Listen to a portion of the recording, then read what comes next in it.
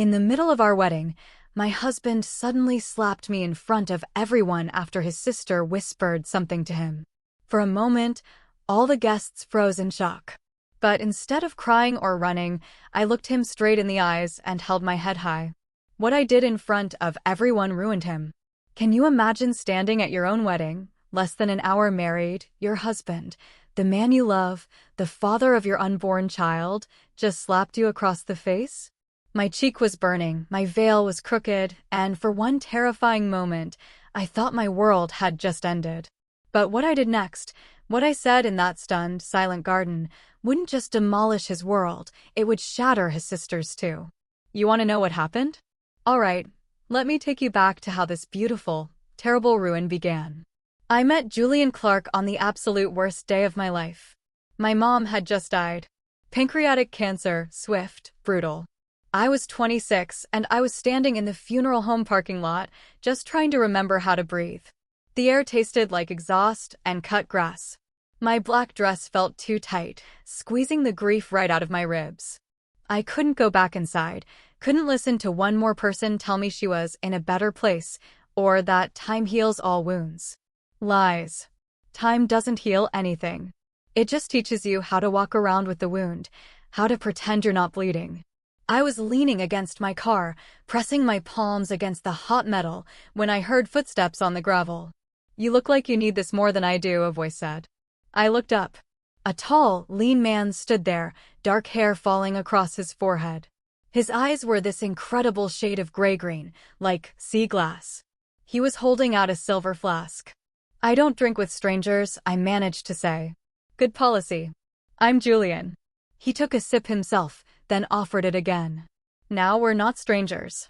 I took it. The whiskey burned going down, but it was a different kind of burn than grief. A cleaner pain. Who did you lose? I asked him. My aunt, he said. You. My mom. He nodded slowly. There was something in his face, a recognition, like he understood there were no right words, so he wasn't going to try to find them. We stood there for a long time, passing the flask back and forth, not talking. Just existing in our separate griefs together. That's how it started. That's how he slipped into my life, right into the raw, open space my mother's death had left behind. Julian was a real estate developer. Successful, ambitious, with that particular brand of confidence that comes from never having been truly broken. His family had money, old money, the kind that whispers instead of shouts. His father owned a construction empire. Julian's own mother had died when he was young, which he said made him understand loss. But, understanding loss and living inside it are two very different things. He courted me in that old-fashioned, sweeping way. Flowers delivered to my office. I was a junior accountant at a mid-size firm, nothing glamorous. Dinners at restaurants I couldn't afford on my own. Weekend trips to bed and breakfasts in Vermont, where we'd make love while rain pattered on the windows, and he'd trace the curve of my spine with his fingertips. You're different, he told me once, his breath warm against my neck. Everyone else just wants something from me. You just want me. God help me, I believed him. I believed every single word. 6 months into our relationship, he introduced me to his sister, Veronica.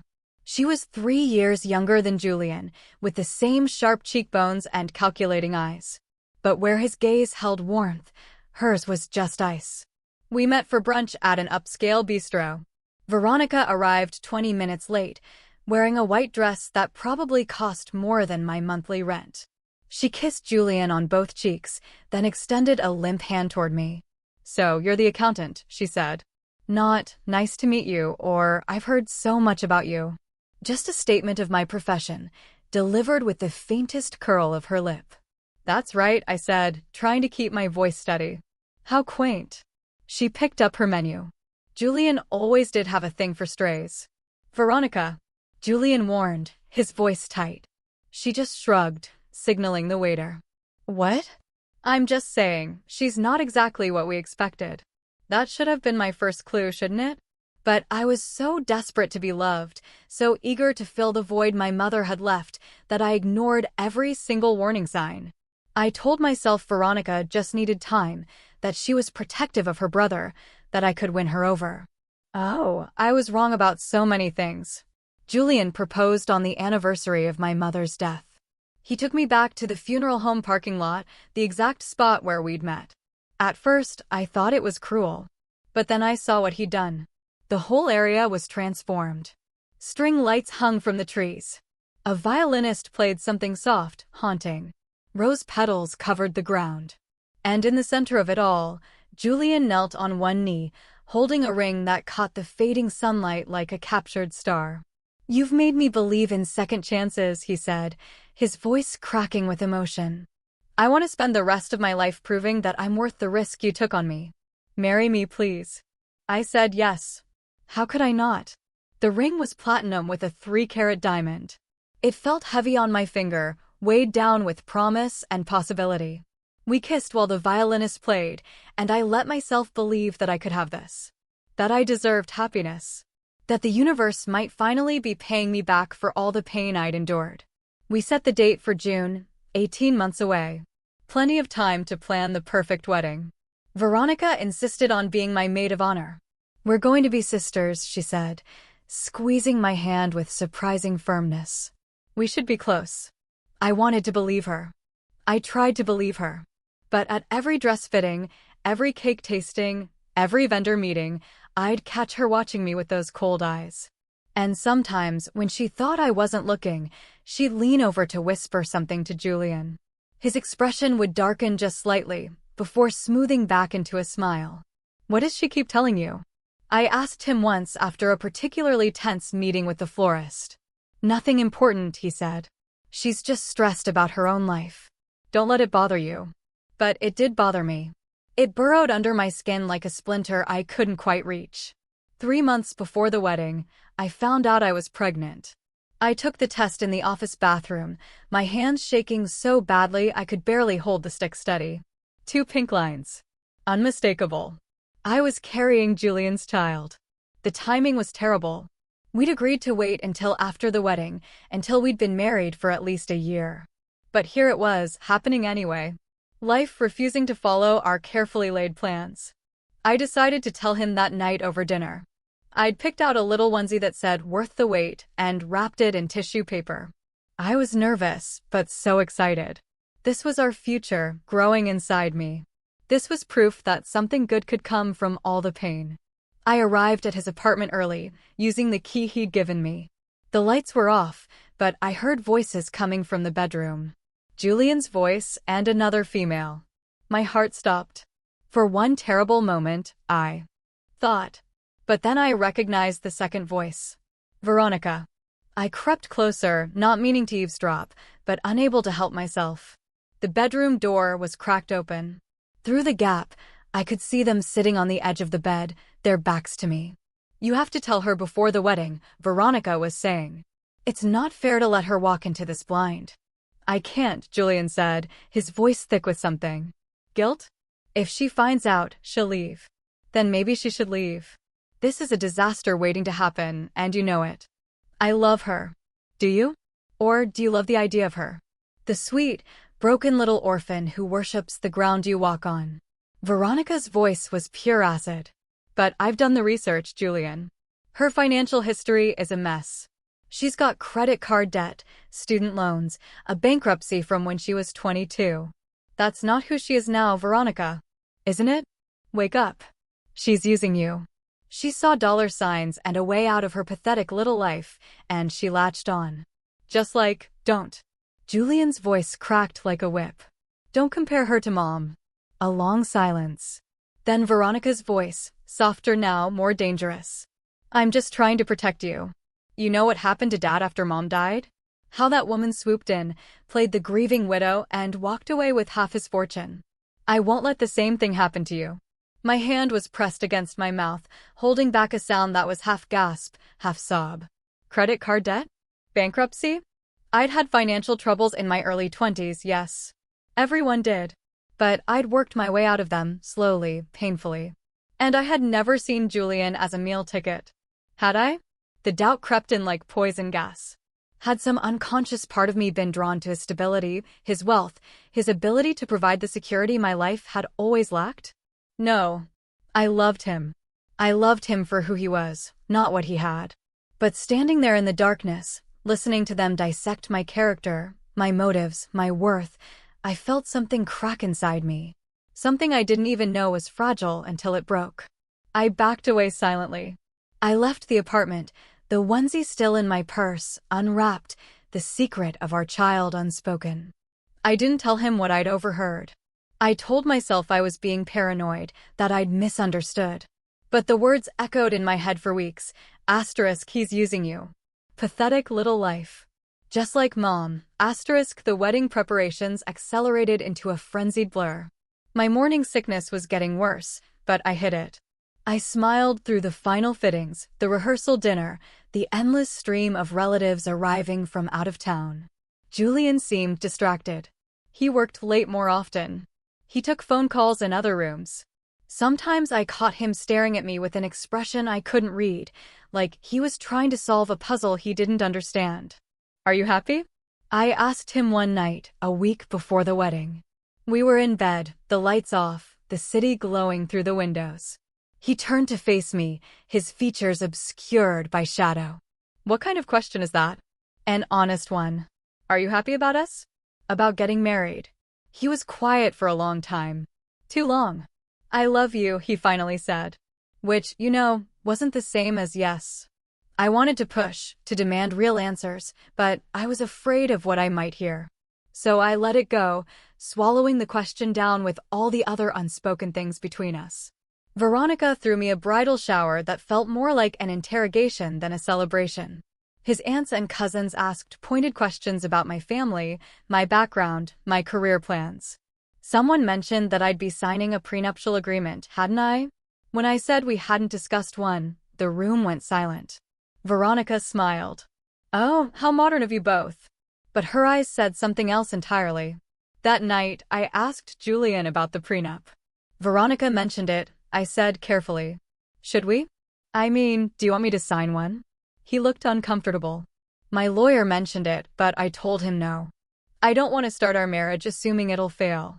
Then he added, but if it would make you feel more secure. No. His voice was sharp. Then softer, I trust you. But did he really? The doubt was a living thing now, coiled in my stomach alongside our growing child.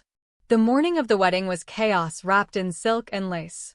My bridesmaids fluttered around me like anxious birds while a team of stylists worked on my hair and makeup. The dress, an ivory silk gown with a long train and delicate beading, hung on the back of the door like a ghost. I'd woken up nauseous, which was becoming routine. But today, it was worse. I barely made it to the bathroom before throwing up what little breakfast I'd managed to eat. Nerves, one of the bridesmaids said sympathetically. Not nerves, I thought. Our baby, making its presence known. I still hadn't told Julian. I kept meaning to, but the moment never felt right. And now it was our wedding day. I'd have to wait until tonight, until we were alone in the honeymoon suite, until everything was official and binding.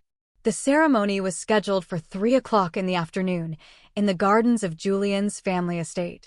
A sprawling property with manicured lawns, ancient oak trees, and a view of the river that looked like something from a painting. 200 guests. An 8-piece orchestra. Flowers flown in from Ecuador. It was everything I'd dreamed of and nothing I'd truly wanted. Veronica came to my dressing room an hour before the ceremony. She was already in her maid of honor dress, a deep burgundy that made her skin look porcelain. You look beautiful, she said, but the compliment felt hollow. Thank you. She moved closer, studying my reflection in the mirror. Can I tell you something? Sister to sister. My stomach clenched. Of course. Julian's been through a lot. Our mother's death nearly destroyed our father. He became paranoid, convinced that every woman who showed interest in him just wanted his money. It poisoned him, made him suspicious and cruel. She paused, her eyes meeting mine in the glass. Julian's terrified of becoming like him. Of being used. I'm not using him, I said quietly. I know that. You know that. But Julian. She sighed. Just be patient with him. And understand that I'm only trying to protect my brother. That's what family does. She squeezed my shoulder and left, leaving behind the faint scent of her perfume. something expensive and cold like winter roses. The music swelled, the doors opened, and I walked down the aisle on the arm of my uncle, my mother's brother, the only family I had left. Julian stood at the altar in a black tuxedo, looking like every dream I'd ever had. The late afternoon sun caught in his hair, turning it bronze. His eyes locked on mine as I approached. And for a moment, just a moment, everything else fell away. This was real. This was happening. We were going to be married. The ceremony was traditional. The officiant spoke about love and commitment and partnership. We exchanged vows, the standard ones, not personal ones, because Julian had said he wasn't comfortable with public speaking. We exchanged rings. He lifted my veil. I now pronounce you husband and wife. You may kiss the bride. He kissed me, the guests applauded, and I tasted salt. I didn't know if it was from his tears or mine. We walked back down the aisle together, hand in hand, as the orchestra played and rose petals drifted through the air like snow. People were smiling. Cameras flashed. Everything was perfect. And then we moved to the garden reception. Cocktail hour. The golden light of late afternoon painting everything in amber. Waiters circulating with champagne and hors d'oeuvres. Guests clustering in small groups, laughing, drinking, celebrating. Julian and I stood near the fountain, accepting congratulations. My feet hurt in the heels, but I smiled through it. His hand was on the small of my back, warm and possessive. "Excuse me for a moment," he said, kissing my temple. "I need to speak with my father." He stepped away. I was immediately surrounded by a group of his business associates, asking me about the honeymoon, about where we'd live, about my plans for work after the wedding. I answered automatically, my responses smooth and practiced, but I was watching Julian out of the corner of my eye. He was standing near the edge of the garden, talking with his father. And then Veronica appeared. She touched Julian's elbow, drawing him aside. They moved away from the crowd, toward a cluster of rose bushes. I couldn't hear what she was saying, but I could see her lips moving rapidly. She pulled something from her purse, a piece of paper, folded. She handed it to Julian. He opened it, read it, and I watched his face change. It was like watching ice form over water. Everything in him went cold and hard. His jaw clenched. His hands, those hands that had touched me so gently just hours before, crumpled the paper into a tight ball. He looked up. His eyes found mine across the garden, and there was nothing in them I recognized. He started walking toward me. The crowd parted instinctively. Something in his expression made people step back. My heart was pounding. I didn't know what was happening, but I knew it was bad. I could feel it in my bones, in the way the air pressure seemed to drop, like a storm rolling in. "Julian." My voice came out smaller than I intended. He stopped in front of me, close enough that I could smell the champagne on his breath, see the muscle jumping in his jaw. "Is it true?" His voice was low, dangerous. "Is what true?" "I don't," and then his hand moved. Fast. Brutal. The crack of his palm against my cheek echoed across the garden like a gunshot.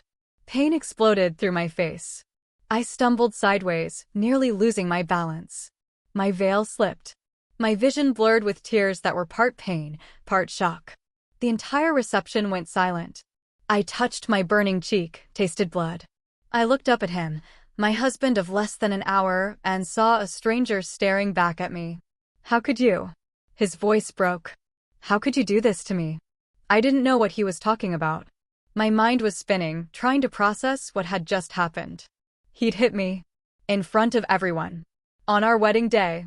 Veronica stood behind him, her hand over her mouth, her eyes wide. But there was something else in her expression. Something that looked almost like satisfaction. The guests were frozen. 200 people suspended in shock. And then I understood. Whatever was on that paper, whatever Veronica had told him, it was a lie. It had to be. She'd been waiting for this moment, orchestrating it, setting me up from the very beginning. The rage that swept through me was cleaner than anything I'd ever felt. It burned away the pain, the confusion, the hurt. It left only clarity. I straightened, lifted my chin, and looked my husband dead in the eye. "Ask me what you think I did," I said. My voice was steady as stone. "Say it out loud." In front of everyone. Whatever you're accusing me of, say it. Julian's face twisted. You know what you did. Say it. The money. The offshore accounts. You've been stealing from my company for the past year. His voice rose, raw with betrayal.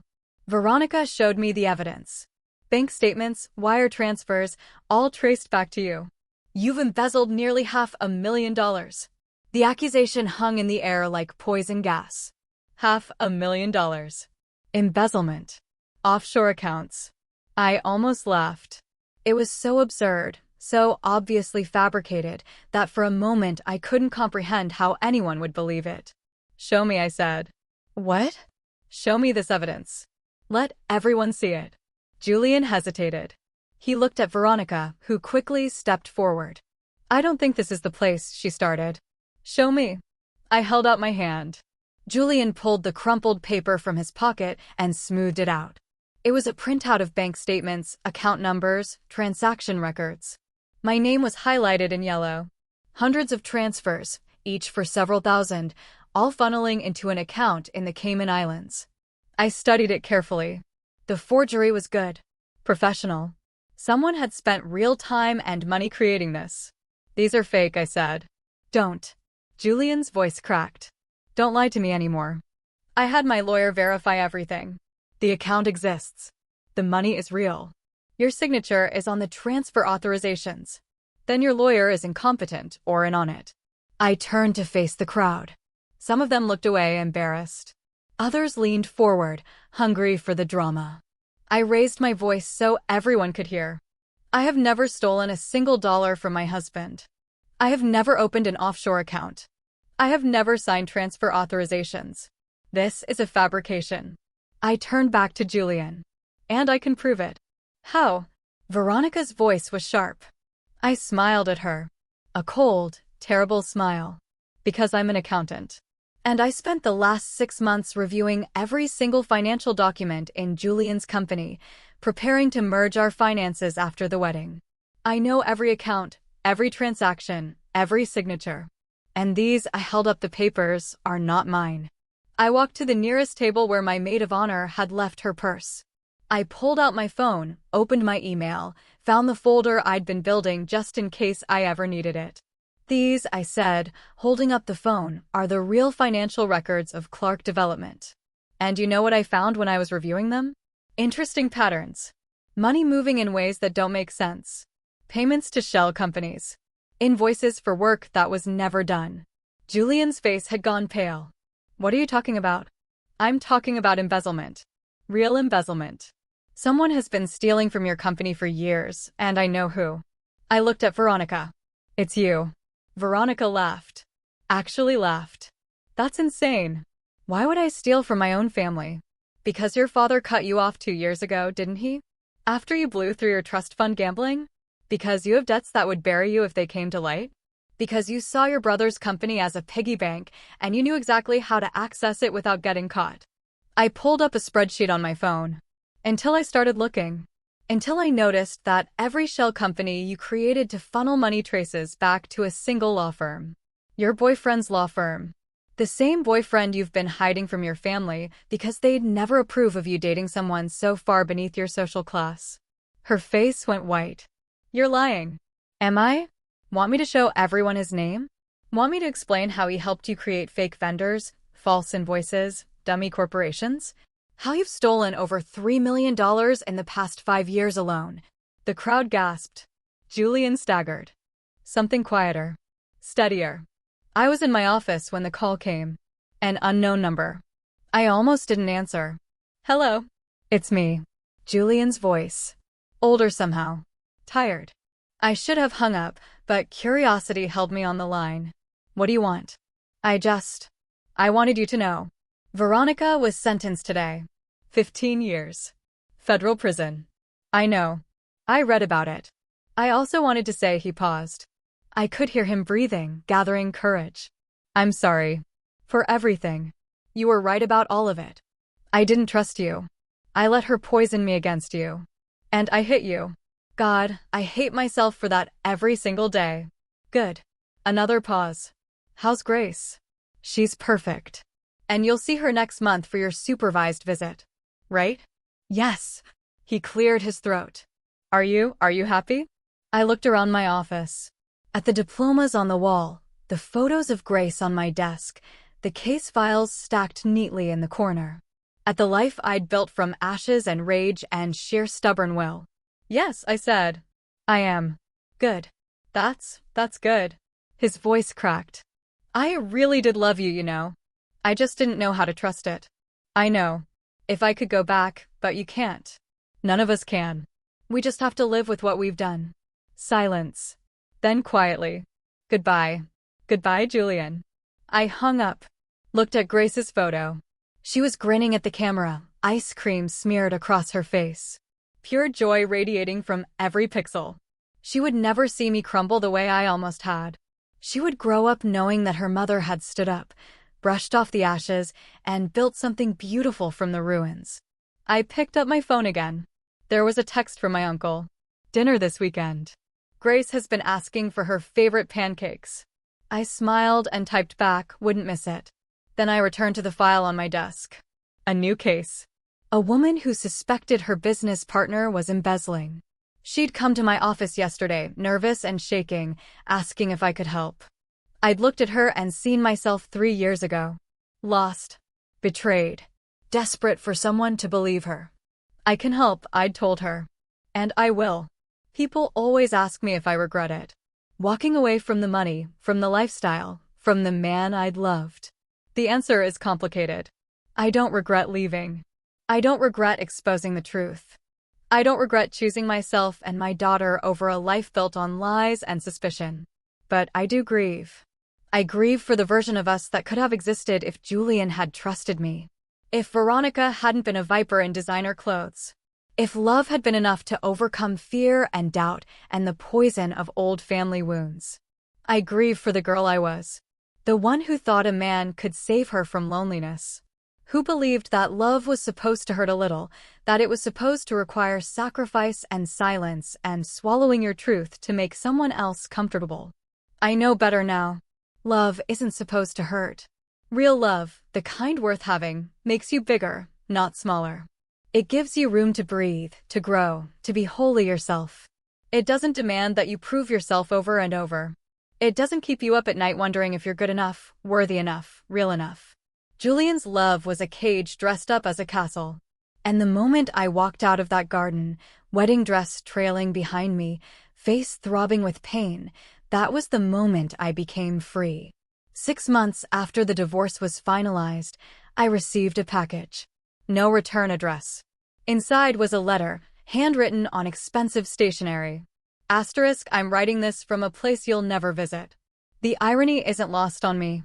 I spent years stealing money to maintain a lifestyle I thought I deserved, and now I'm in a cell that costs taxpayers $40,000 a year. I'm not writing to apologize. We both know I'm not sorry for what I did to Julian's company. I'm only sorry I got caught. But I am sorry for what I did to you. You were collateral damage in a war you didn't even know you were fighting. My war against my father's favoritism. My brother's golden voice status. My own inadequacy. You walked into our family believing love was enough. And I made it my mission to prove you were just another gold digger. The truth? I was jealous. You had something I'd never had, the ability to love without calculation, to give without keeping score. Julian saw that in you, and it terrified him because it was real. And I couldn't stand watching him have something I knew I'd never find. So I destroyed it. I destroyed you. I destroyed him. I don't expect forgiveness. I don't deserve it. But I wanted you to know that you were right about everything. Every accusation, every ugly truth you threw in my face that day.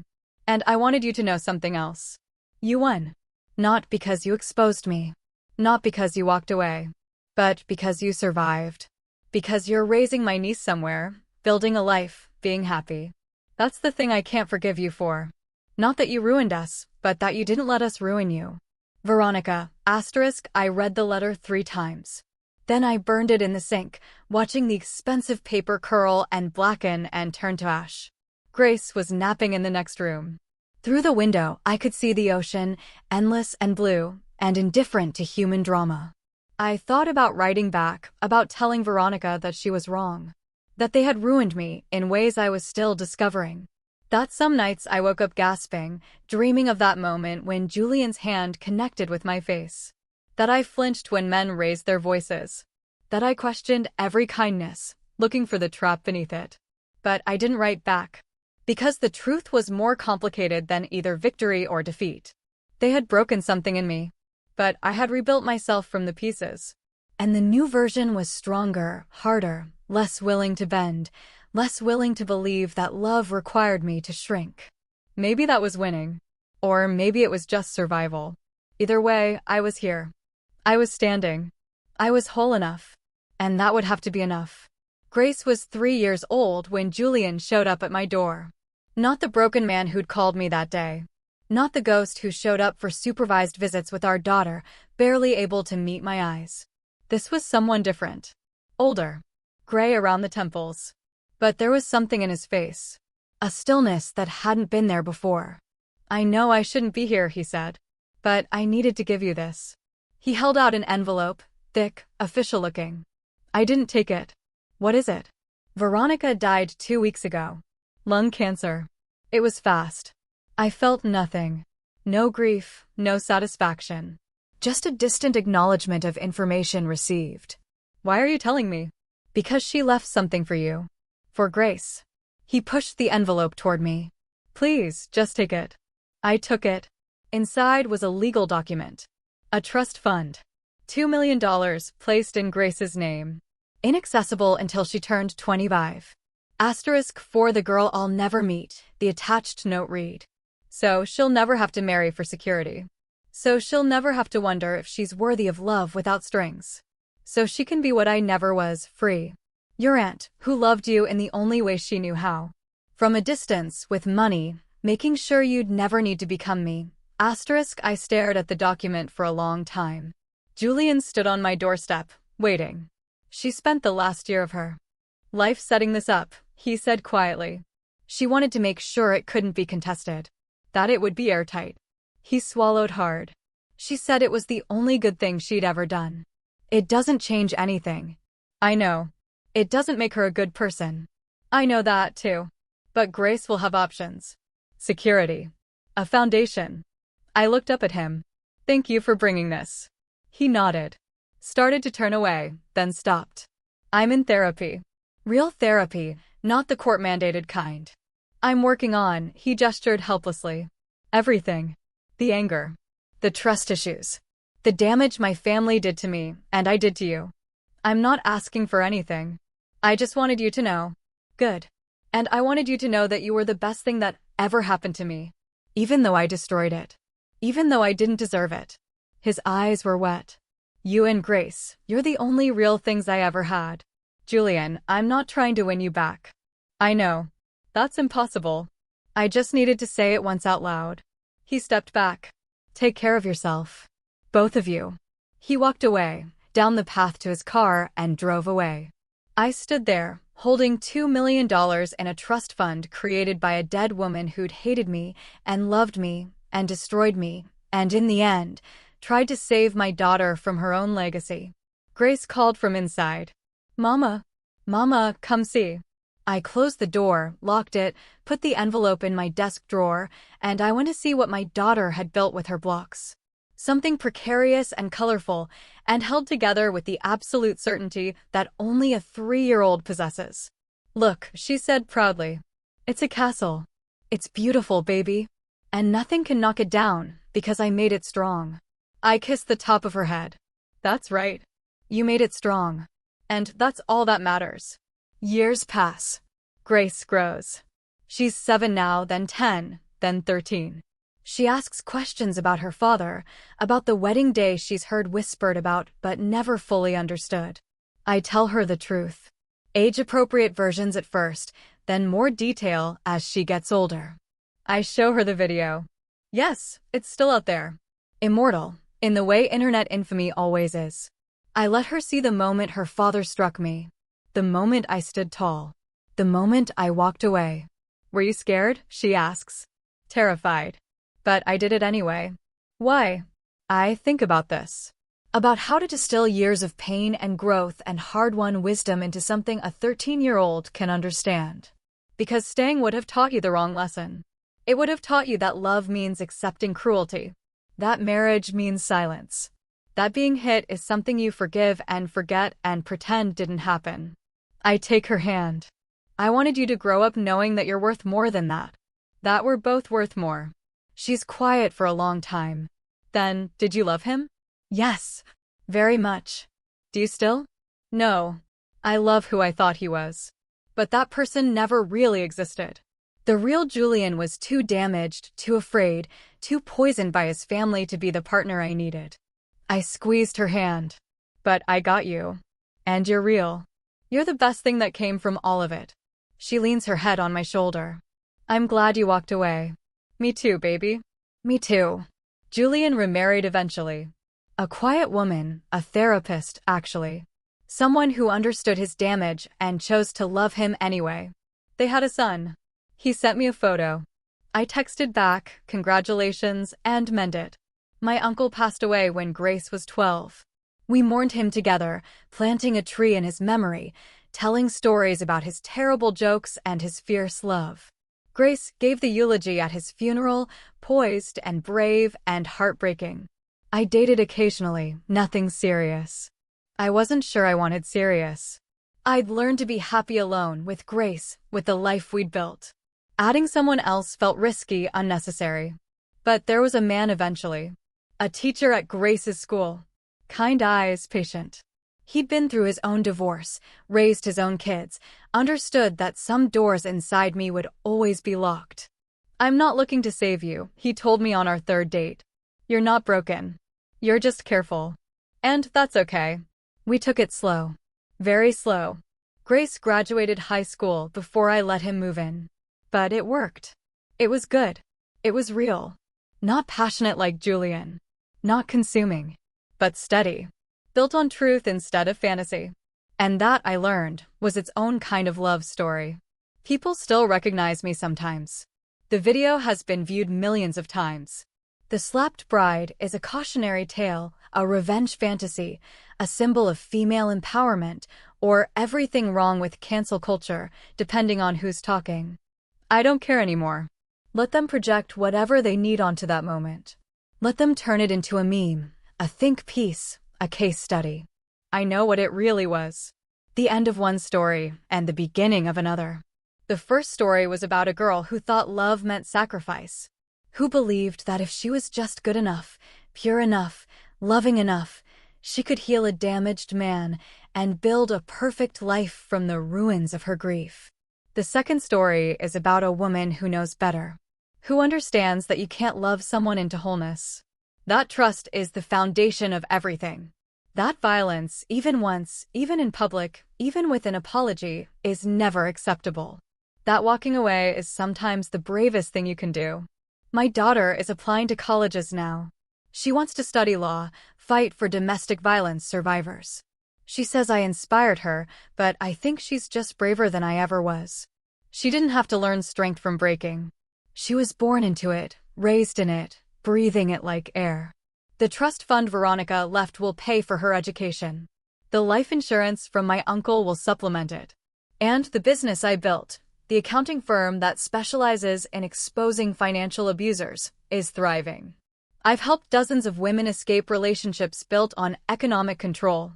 I've testified in court. I've frozen assets, found hidden money, proved the patterns of theft and manipulation that keep victims trapped. I turn my nightmare into my life's work. And every time I help someone escape, every time I watch recognition dawn in a client's eyes as they realize they're not crazy, they're not imagining things, they're being systematically robbed and gaslit, every time that happens, I think about that moment in the garden. The moment Julian's hand connected with my face. The moment I decided not to crumble. The moment I looked at him, at Veronica, at the 200 guests, and chose myself. That moment changed everything. Not because it made me stronger, I was always strong, but because it showed me that I was allowed to use that strength. That I didn't have to shrink. That I could stand in the wreckage of my dreams and say, this is not acceptable. I am worth more. I deserve better. and then walk toward the life that proved it. So yes, my husband slapped me in the middle of our wedding. And what I did next, standing tall, speaking truth, walking away, rebuilding, surviving, thriving, didn't just ruin him. It saved me. And in the end, that was always the more important story. Now, I've shared my story, my raw truth. What about you? Have you ever had a moment where you had to choose yourself, no matter the cost? I really want to know your thoughts on this. Let me know in the comments below.